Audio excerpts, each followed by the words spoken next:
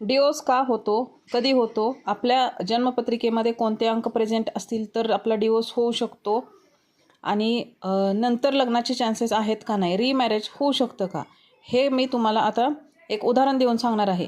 हे उदाहरण आहे करिश्मा कपूर, संजय कपूर आणि प्रिया सचदेव.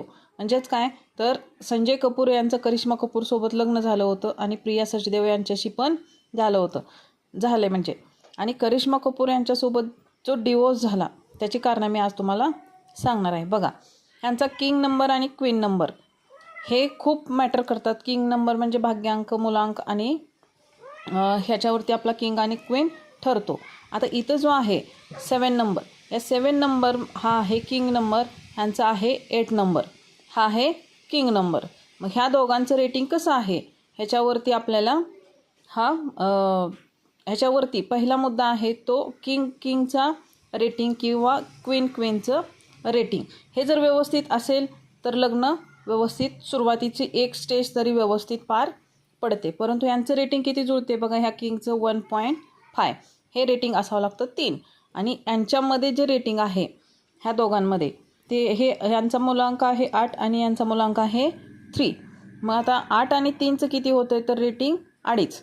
यांच्यामध्ये किती होतं, क्वीनचं रेटिंग होतं 2.0 म्हणजे 2 आणि ह्यांचं रेटिंग होते 3.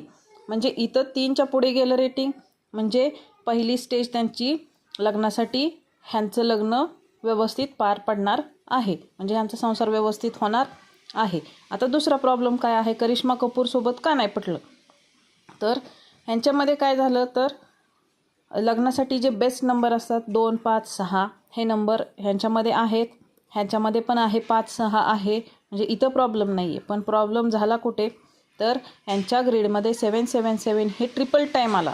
म्हणजेच काय, मल्टिपल टाईम 7 जेव्हा येतो आणि 2, 5, 6 हे नंबर येतात, हे नंबर जेव्हा प्रेझेंट होतात तेव्हा 101% मी लिहून देते तुम्हाला की हा 100% डिवोर्स हा होणारच आहे. आणि ह्यांच्यामध्ये प्रॉब्लेम काय झाला तर ह्यांच्यामध्ये 1 टाईम 7 आहे, परंतु ह्याच्यामध्ये मल्टिपल 111 आहेत, म्हणजे हे डिवोर्सचं दुसरं कारण.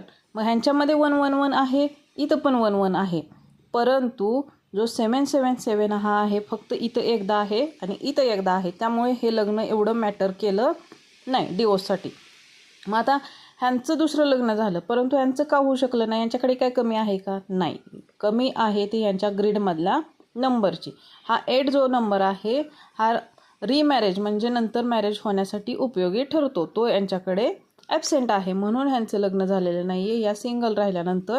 आणि ह्यांचं लग्न झालं आणि ह्यांचा संसार सुरळीत पार पडला.